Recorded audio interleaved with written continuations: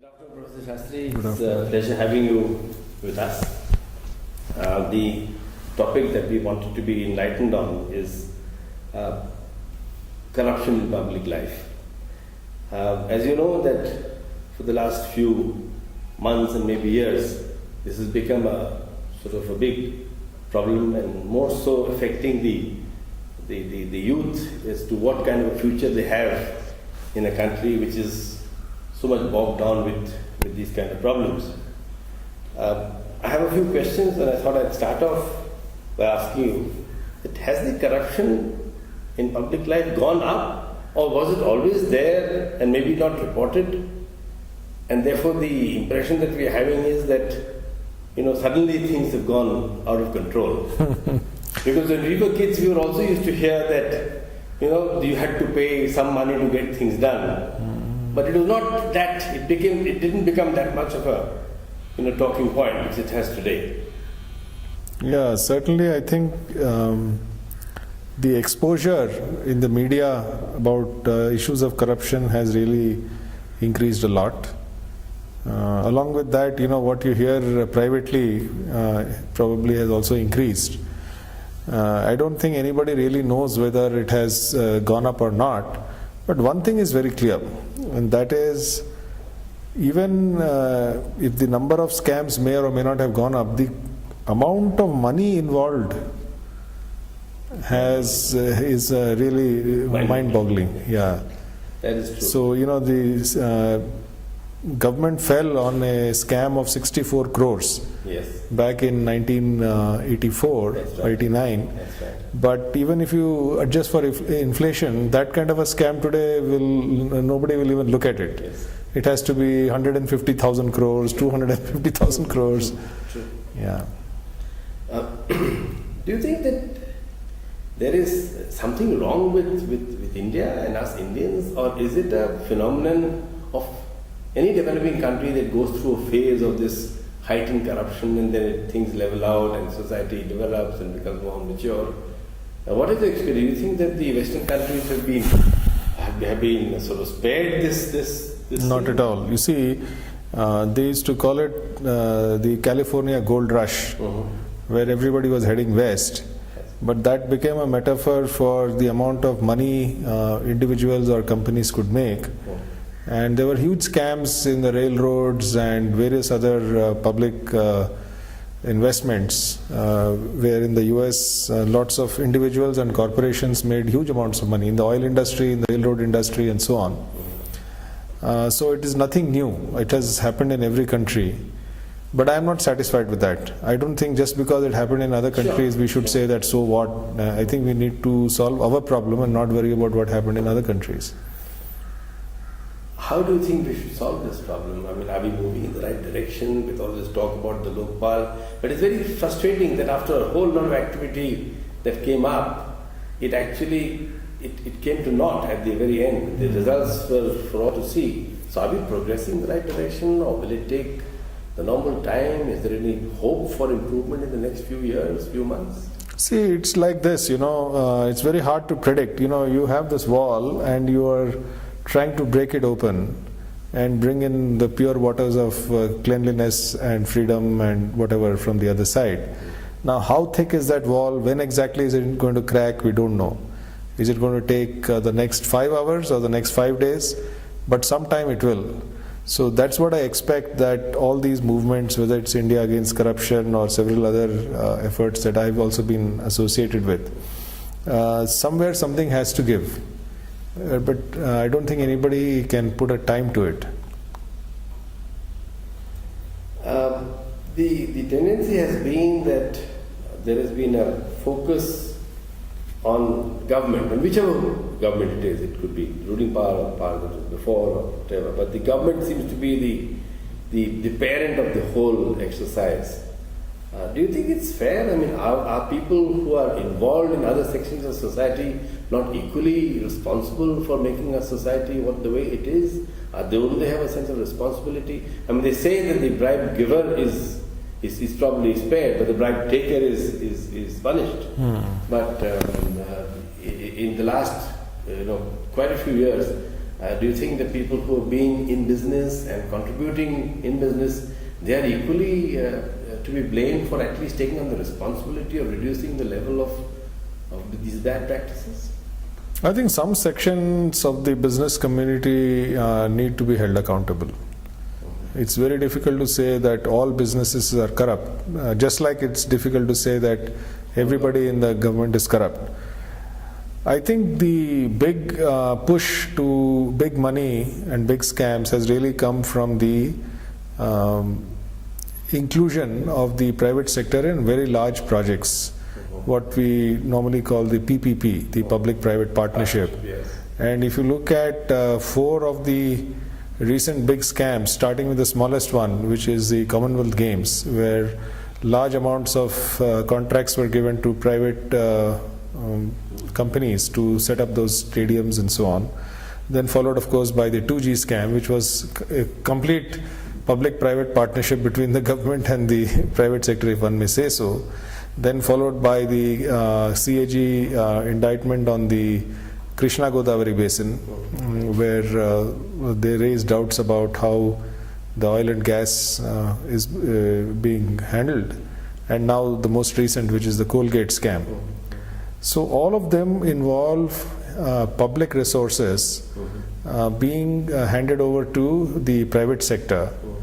And as Joseph Stiglitz and Paul Krugman, at least 2 of the American Nobel laureates of economics, have said that when you are privatizing public resources, large chunks of it at one go, there is a huge incentive to undervalue those resources and hand it over to the private sector, because what is left over can go as kickbacks to various people in power in the government. So between the private sector, which indulges in this, and the government, which also indulges in this, there's a win-win. Unfortunately, in this win-win, the public is the one which seems to be suffering. Yeah. You know, I mean, this is this impact of corruption in the country. We've been all huge figures have been often quoted, and related to that is the amount of money that has been allegedly stashed outside the country. Do you think that that has got any substance in terms of is there a possibility of it coming back in realistic terms, or is there such a khajana which is there in the Swiss banks, which every political party makes capital out of the fact that we should bring it back and we should try to bring it back, and the amounts are huge. But is it at all feasible to even think of bringing that back? Aren't there not controls on the other government side that you can't do this because there is some confidentiality involved there? So is it a sort of a white sort of elephant are we chasing on this stash of foreign exchange abroad, or is there a possibility that it can never come back? You see, I am not an expert on Swiss bank money that is stashed away. Since you've asked for my opinion, and I may be way off the mark, I feel that given the situation in the country, for every small grain of truth, there are lots of conspiracy theories, and we are eager to believe the worst. So if 1,000 crores is stashed away, we would rather say it is 100,000 crores. So my opinion is that some money is definitely stashed away. Now, what is that exact amount? It depends on who is casting aspersions on that. About whether we can get it back or not, the US has arm twisted the Swiss banks to release data. So, if we are really serious, we can get that information. The problem is we don't want to solve the problem of corruption. When I say we, I mean as a society. There are individuals and citizens who are keen, but as a society, if we wanted to, we can do it. Nothing prevents us. But then why is our society like this? Are we underdeveloped compared to the other countries, or is it a natural process of evolution? Because I was talking to another senior professor of sociology, and he was telling me that there's nothing to get too upset about this. I mean, it takes a normal course of evolution. For example, the guillotine was, a common place thing in France before the revolution, but today it's completely unacceptable. So, is it that because we were developing, or our starting point of development was much later, that it will take its own cycle of development and finally we will emerge as being much more enlightened, and therefore our society will be itself more punishing on its people who default? Because can you superimpose these standards from outside and bring them into the country, or will it be a process of natural evolution that will make us much more enlightened? Yeah, I think, if you look at broad sweeps of history, we can go on, saying that, well, everything works out in the long run. We were a great civilization 1,000 years ago, and we'll again become a great civilization. And I think it's good to have that perspective, but we are living here and now. And I think even when those upheavals took place in whatever countries, there were people who were concerned about it. There were people who were concerned that someone was being guillotined. So there are people who are concerned about corruption today. As a professor of sociology or whatever, I can take a very benign view and say, well, these things happen and we don't have to get worried. But even at that time, when those things happened in other countries, people were concerned, and people are concerned about it today. And I think the Indian genius is how to find solutions for today's problems. And I don't like that implication of your question that we are imposing some Western norms, or that we are, I don't think so. I think this is a huge scam. It has nothing to do with Western values. I'm really sorry that you felt obliged to ask this question. This is not an imposition of foreign values or foreign norms. Such kind of scams are not acceptable in our country or any other country, and we got to make sure that they don't happen again. And we, meaning we, the citizens of India. There's nobody else is going to do that. Sure.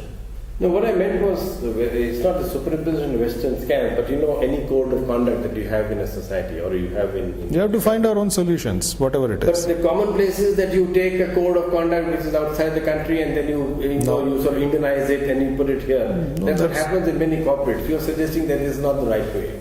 We have to think and do. We should learn from everybody and look at our situation and find the best solution, and I think we can find them, frankly. No, the only suggestion is that it's taken us a long time and at great cost. Correct. And a poor country or a developing country like ours can hardly afford that cost. All the more reason why we should do things quickly rather than go back to the sociologists and say, well, these things happen and they will all correct themselves. What is the solution, sir? What is your message to the younger people who would who are waiting to be very well, for those who want to do something, I can only say that the tough get going when the going gets tough. So it's time that the few chosen people, they have to choose themselves, nobody's there, and say that this is a crisis and we're going to do something about it. But that's going to be a small proportion. The majority are not going to take that view. I think for the rest of them, I would say that instead of taking an activist role, start with yourself and make sure that you yourself are clean and honest. And particularly since we are in an educational institution, I think we don't expect that our students are going to become necessarily anti-corruption crusaders. If they want to, God bless them. But they will be occupying high and responsible positions when they are working in the corporate sector, both in India and overseas.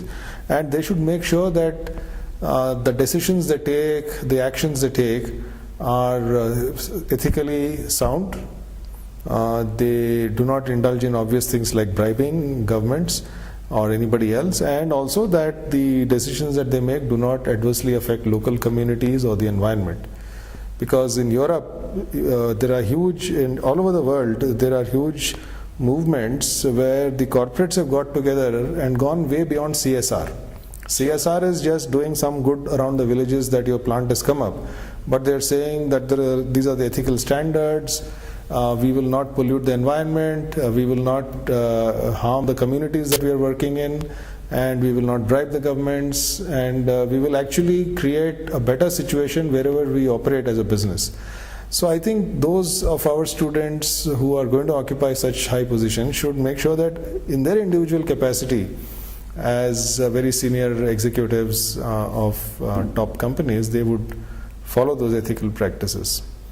So what you're suggesting is charity actually begins at home. So you start putting your house in order and doing things ethically, and automatically everything else will follow.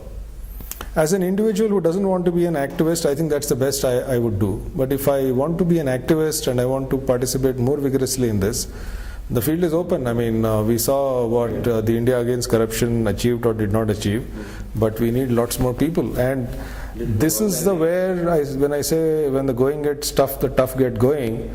Rather than leaving these things to people who are, I mean, all said and done, many of our students are of very high caliber. Sure, of course. And so are our faculty actually, or anybody, you know, in the corporate sector at senior positions. If they take a lead, You can change things. because they have the credibility, they have the contacts, they have the resources, they have access to high positions both in the government and in the industry bodies, and when they take up a cause, they have enormous credibility. So that kind of responsible leadership, or I would even call it responsible activism. See, Mahatma Gandhi made activism respectable at that time because of the way he functioned. We need someone like that in the corporate sector who will make this kind of activism respectable, and then you will see that magic will happen. Someone in a very high and responsible position who says that I stand for this and I am going to support activities that will root out corruption in this country, it will make a big difference. So we are waiting for that tough guy. Some of our corporate members can see this video and be inspired by this. There was some suggestion from some quarters some time back that it may be a good idea, and I'm not advocating this, and I personally don't agree with this, but there is a point of view that says if we legitimize certain activities. For example, you know, there was a hue and cry about this betting in cricket matches. But then somebody said, but it is completely legal in the UK. So once you legalize it, then there is no sort of profiteering to be made by doing something illegal. Correct. So similarly, if there are so-called services rendered, quote unquote, services rendered by some people, and which may expedite things to happen. You know, if you go back to the history of corruption, it is basically the bakshish that is given by the colonial master to something that happened out of turn or something that happened so-called efficiently. Now that bakshish that privilege of bakshish got translated into a right. So every Diwali, every Dasera, every Christmas, there is a certain expectation from these people who want things to be given so that certain services can be rendered. Can there be some kind of a legalistic kind of legitimizing this, which might bring or expedite or make things happen? See, I haven't thought about it, but if we are talking about using taxpayers' money or public resources, which could mean oil, gas, etc. And if those public resources or taxpayers' money, which is also public resources, is going to be used to fatten either the corporate sector or individuals or politicians in the government, I don't see how we can say that by legitimizing it, it is going to be, it's all right. But if there are intellectual services or consultancy services or actual services that somebody is providing and somebody is willing to pay for it, I think it's okay. But ultimately it's always the test of common sense. Yes. The older we get, the more as we reach adulthood, our minds get adulterated. So I would say, if you ask a 10-year-old kid, do you think this is right? And if he or she says, yeah, it sounds okay, then it's fine. But if the kid says, no, this is not okay, then I would say it's not okay. Because what is the message we are giving to the next generation? That this is okay, that is okay, everything is okay, then what kind of a society are we going to build? We have a responsibility not only to ourselves, but to the next generation. No, I completely agree with you. I was just referring to this so-called this tatkal system that is coming. You want something done in a hurry, you officially pay double the price, and you'll get your passport in time, you'll get your gas connection in time, you'll get everything in time. I don't think that's corruption, because you see, this is a value-added service that the government is providing. One can argue on different grounds whether it should be done or not, but purely in terms of the test that I put, that money is not going into any individual's pocket. It is going into the government kitty, and if you want quick service, the person is paying for it. I don't see any ethical or corrupt issue on that. Of course, the larger issue remains, why do you need that, and why can't everybody get quick services and all? But that's a separate issue. I have one last question. Is that deterrent is a big weapon against many of the wrongdoings, and that brings me to the fact that a court case in India takes years and years and years. So much so that there is no fear in the minds of the person who is transgressing the law into any problem. So, Correct. And therefore, if it's going to take another 20 years or 30 years, a person is out of bail, Correct. then where is the justice or the law of the land taking shape? Absolutely. I mean, you hit the nail on the head. As they say, justice delayed is justice denied. So we certainly need to expedite some of these cases.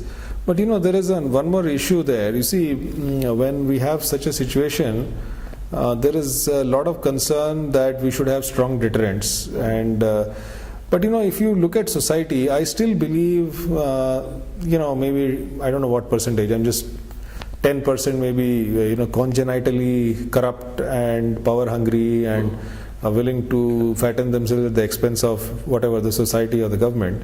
And there might be another 10% on the other side. No matter what, they will always be honest and straight.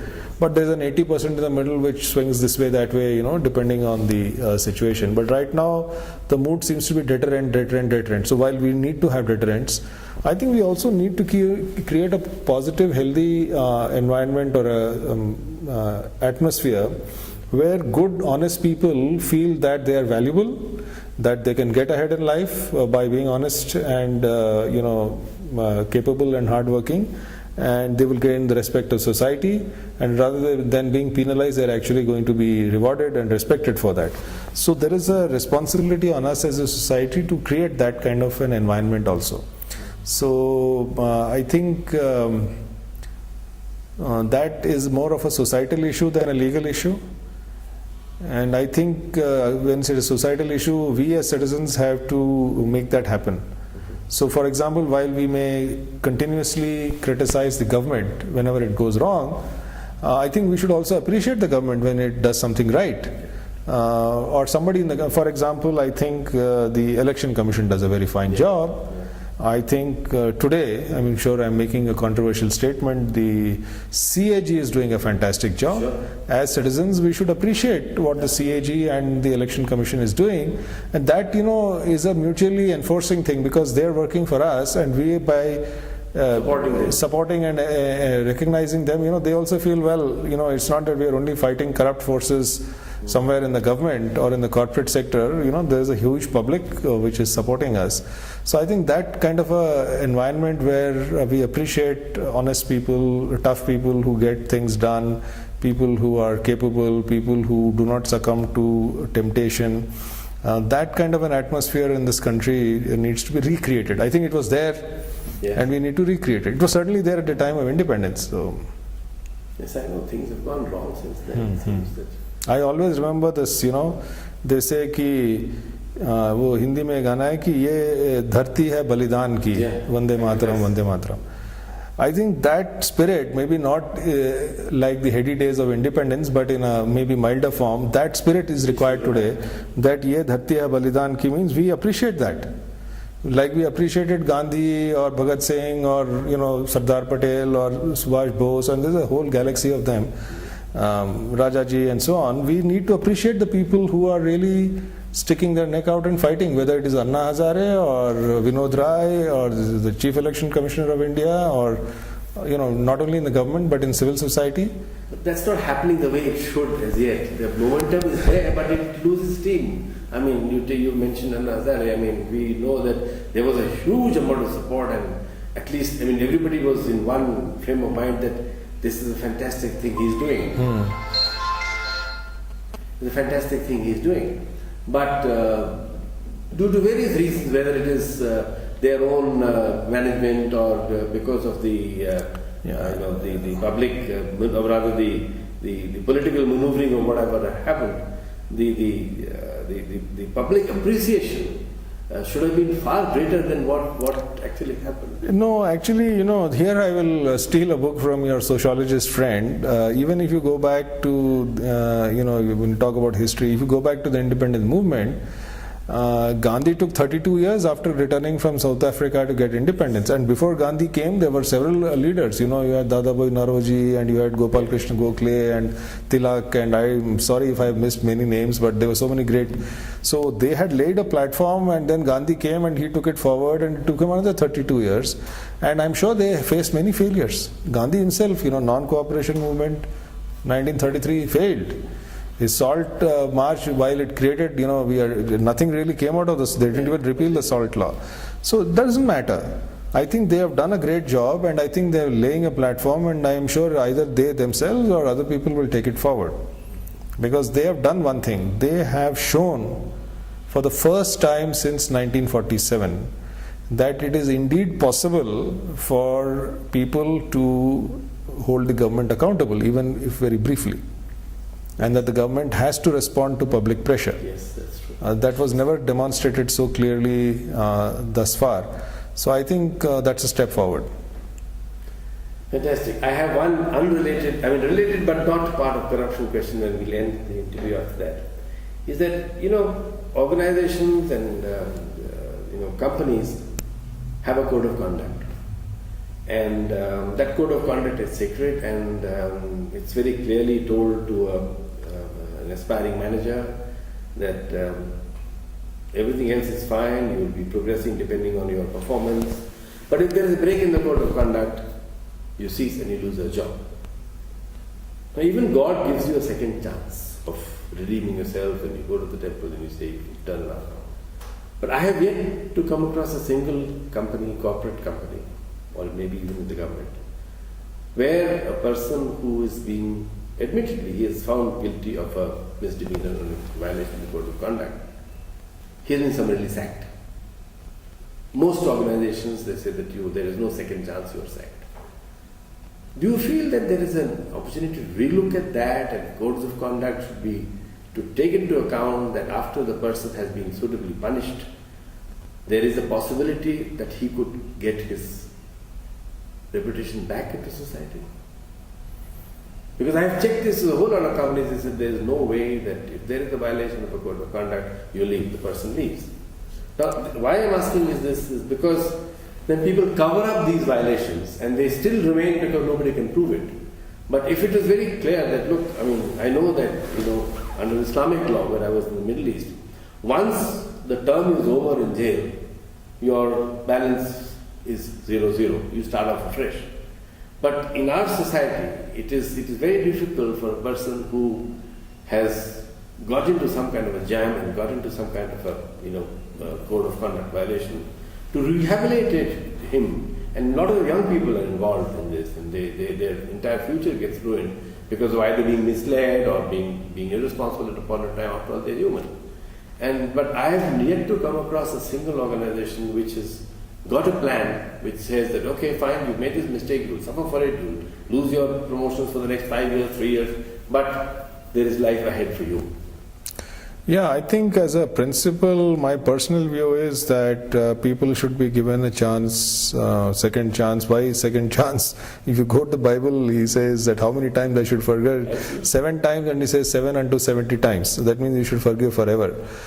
I think the only thing we should be careful about is that while a person's dignity should get restored and a person should get the chance to get back, the society for its own protection needs to make sure that this person never has a chance to cause damage to society. See, there is individual vice.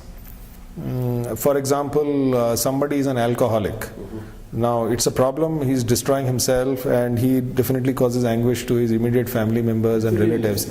But it is still, but if I do something, devastate the environment and I dig up iron ore and, cause pollution in the air and the water wells become red and all that, and then I have caused problems to others. So even if I am rehabilitated, I should never be allowed to do mining again. Sure. So whenever you are rehabilitating a person, you say, well, you can go and live a dignified life and all, but you will never be allowed to do that mischief that you did last time. I think that principle should be there, because otherwise lots of innocent people suffer. Absolutely. So we cannot allow somebody a chance of being rehabilitated so that he can continue to cause damage on innocent. So, but he can lead a normal life. I have no objection to that. Thank you very much, Professor Sastry. It's been really enlightening to hear you. Thank you. I hope more and more people listen to this, because this really is the most important subject that is being discussed at various forums, and nobody has an answer to this. But as you said, that, you quoted the Bible, it's like, sinner heal thyself. Let's heal ourselves first to start doing the right thing in our own lives, and perhaps set an example. But it requires a lot of courage, and I'm sure you agree with that. It requires a lot of courage to do things in absolutely straight path. And we also need a leader who will bite the bullet and show the way. If somebody who is from the establishment and not somebody from outside the establishment. See, Anna Hazare is outside the establishment. We just need one or two people who are strongly pro-establishment to bite the bullet and say that I stand for this and I will not tolerate anything else, not only in my company, but I don't want to see this happening in my country or in my industry association or in my government. Then the magic will happen. It's not only a question of, see, that kind of extraordinary leadership will definitely turn things around. You see that a little bit in other countries, but we are not yet seeing it here. Yes, I know. We see that in other countries. And in fact, I hope that, as you said, Ye Dharti Hai Balidan Ki, that sort of that spirit seizes all the youngsters of this young people of this country and sort of bridges the gap that we have in terms of development with the others. And Mera Bharat Mahan. Mera Thank you Bharat very Mahan. much. Thank you.